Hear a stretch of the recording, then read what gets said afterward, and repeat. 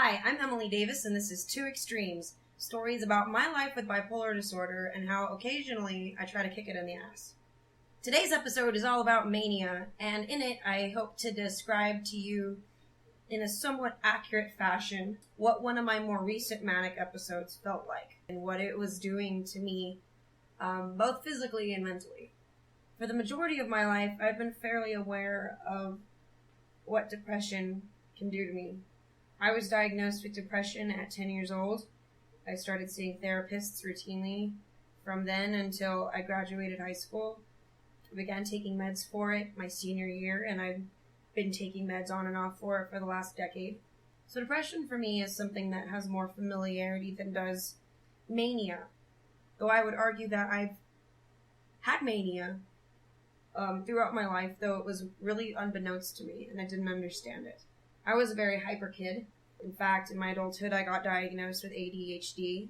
I always had lots of energy, and that was never something that I thought at first was a bad thing or attributed to my mental health. I was just hyper. I was just really exuberant as a kid, and into the end of elementary school and the beginning of middle school, I began to receive a lot of bullying from people who saw me as a weirdo because I was so hyper and talkative and full of expressions. So ever since that point in my life, my energy level, my hyperactivity level, the degree to which I talk, the speed and the amount, all of those things have become kind of a sore spot for me due to that bullying. It was pretty bad, and it lasted into high school. My manic side, which I now see it as being manic, I didn't want to think about it or talk about it. I just kind of wanted to brush it aside and maybe people would forget about it or whatever. Into my adolescence, I did begin struggling with mood swings. I had been diagnosed with various things, depression, generalized anxiety, obsessive compulsive disorder, in addition to body dysmorphia and having body dysphoria, and all of those things. Like, mood swings just kind of felt like a duh. You've got some mental health issues. Of course you're going to have mood swings, whatever. So I didn't really look into it. I used an example in one of my earlier entries, how I was able to look down a hallway and kind of reassess certain areas of my life and see how one area might be a depressive episode and another might be a manic. So it was after getting that diagnosis and really trying to do some soul searching that I began to see these periods in my life that were clearly very manic. Where my mania differs, though, from some people is often it's not an enjoyable experience for me.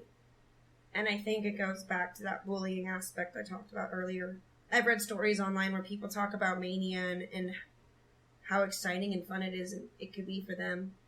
But that's not the case for everyone, and it's certainly not the case for me. One of my more recent manic episodes happened actually this January, while me and my bandmates were on tour. We were driving up the West Coast and then coming down through the Midwest for a good 2-week run. We had shows every night, basically, and we were on the go, and during that trip I became increasingly manic, to the point where reality was kind of just becoming very distorted. I don't really know how else to describe it other than my perception of things was getting stirred up. It's like my brain was a bowl and somebody's beating eggs in it. And the eggs were my perceptions of reality and the people around me. The mania that I experienced was coupled with a very high amount of anxiety. And there were certain points where I experienced ego death. We were in Eugene, Oregon. It was one of the coolest shows, and we got to stay with a local band. They were very generous and opened their doors to us. And that morning, I remember just sitting on the couch and feeling this overwhelming amount of disorientation. I don't know if it was jet lag and mania or what, but I was sitting on the couch and I began to perceive life through the eyes of someone else instead of myself. I was able to look at me, and I was able to look at everyone around me, and it was creepy. And it got to the point where I couldn't feel like I was returning to myself. I had escaped all of this. And I was looking to go back and feel normal, but I think it was like a really, truthfully, a sensory overload kind of experience. And I remember telling my bandmates, like, I was sitting down and I was just kind of like, I just wrote the words ego death on a piece of paper, and I was like, I don't know what's happening, but this is what's going on. I am experiencing intense ego death, and it sucked. To make matters worse, whenever my perception of reality gets jarred in such a way, I begin to exhibit a little bit of paranoia.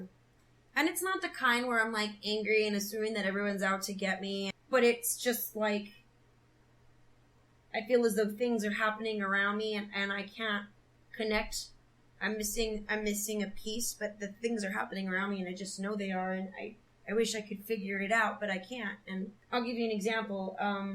This is a weird example, and I'm kind of embarrassed to admit it, but I don't really know another one to give you. But, you know, on the road, you'd go through long stretches of driving, and we'd listen to music.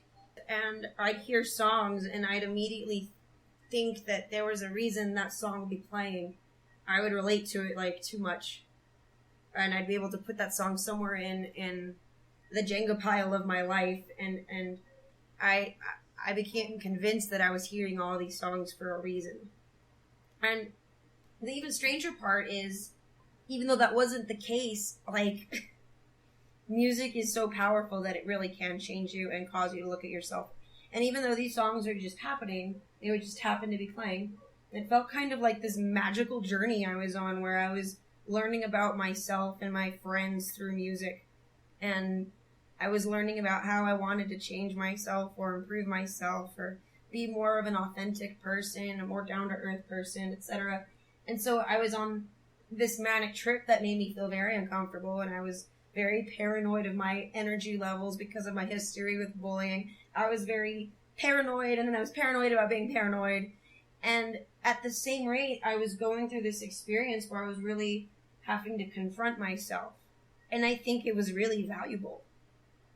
It was crazy, and I know I'm the way I'm rendering this story maybe makes no sense, and it might be just one of those cases of you had to have been there or you had to have lived it. But I felt like I was watching this movie of my life through this crazy mania. And at the time, I didn't know I had bipolar disorder, and so while I was living through this, it was really kind of, what's happening to me? Like I remember sitting down and just not getting why I felt so insane.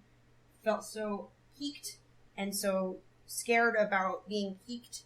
And when I got diagnosed and I was able to look back down at that frame in the hallway of my life, suddenly it made so much more sense.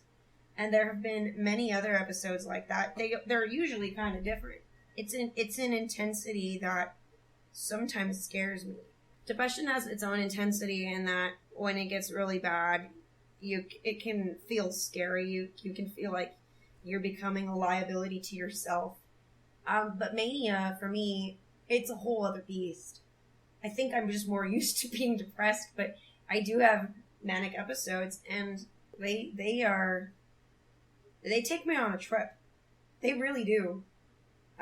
They almost make me a different person entirely. I was thinking the other day about this time that I was getting inpatient healthcare, and I met an amazing woman who also had bipolar disorder, and we had a lot of really, really good talks. And I remember asking her, "Do you wish you didn't have bipolar disorder?" And her response was basically an "I don't know. I've only ever had it, so I don't know how it would change my life, and so I don't know if I could answer that." And I since then thought about it too. And I think that, can it feel debilitating at times? Yeah, it does. But I want to use it as a tool. I want to take it and be able to apply it to my life and make something of meaning out of it. I was glad I was able to confront myself the way I had to this last January, and I've been trying to do it every day ever since. And I think it took that intense, hardcore, manic episode that resulted out of the past few earlier months of just struggling. I think that experience really helped me make it possible. I want to be able to take those cycles and do something with them or learn from them or apply them somehow to making my existence or the people I care about, their existence, more tolerable. I think that's the point, you know. It's kind of like the when life gives you lemons type thing. You know, do something with it. For me, it's making art, enjoying art. And that's my saving grace. Music has saved me from a dark edge many times. And I'm glad I have friends who are able to put up with me and make music with me, because sometimes I can be a challenging person. But I guess my answer to that question is no. I think I'll keep the bipolar. It's difficult, but it's made me who I am, and it's helped me make the art I make. And so, well, you know, I'll treat it. I'll take my pills, but the cycling, I can deal with it. I'll make do. So yeah, guys, that's one of my more recent manic episodes and what mania felt like for me.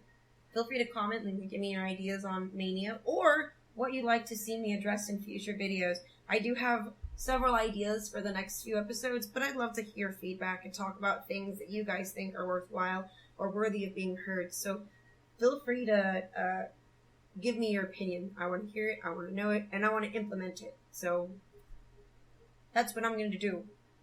So yeah, thanks for watching another episode of Two Extremes, and we will see you next week. Bye.